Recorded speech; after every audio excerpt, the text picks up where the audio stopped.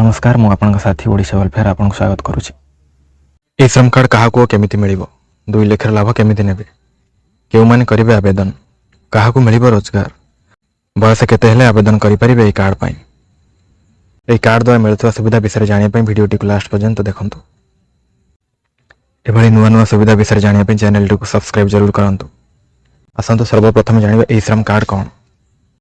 असंगठित श्रमिक जे माने कोनोसी गवर्नमेंट जॉब किंबा कोनोसी कंपनी रे काम करू नाहंती से मानक पई केंद्र सरकार द्वारा बना हुआ ये कार्ड जेमिति कि चासी बढ़ई मिस्त्री असहाय एभली वर्गर लोक मानक ये कार्ड मिलिबो। असंतु जानिबा ई श्रम कार्ड थिले कोन कोन सुविधा पाई परिबे। सरकार आवेदनकारी को रोजगार देबो। दुर्घटना रे मृत व्यक्ति को 2 लाख और विकलांग होइतले 1 लाख टंका पर्यंत सहायता प्रदान करिबो सरकार।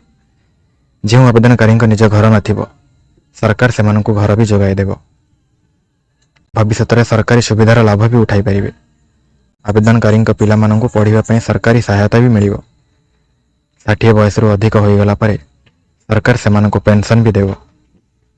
असंतु जानिबा केमिति हो केउठी करिवे आवेदन।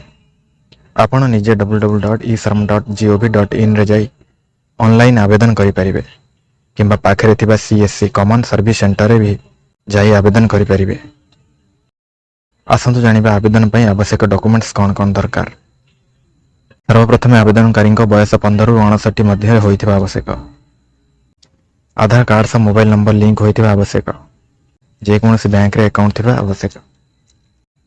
यदि आपण पाखे डॉक्यूमेंट्स थाए आपण निजे ऑनलाइन किंबा सीएससी सेंटर जाई आवेदन करि परिबे। वीडियो केमिति लागला आपण कमेंट बॉक्स रे आपण मतामत निश्चय दियंतु।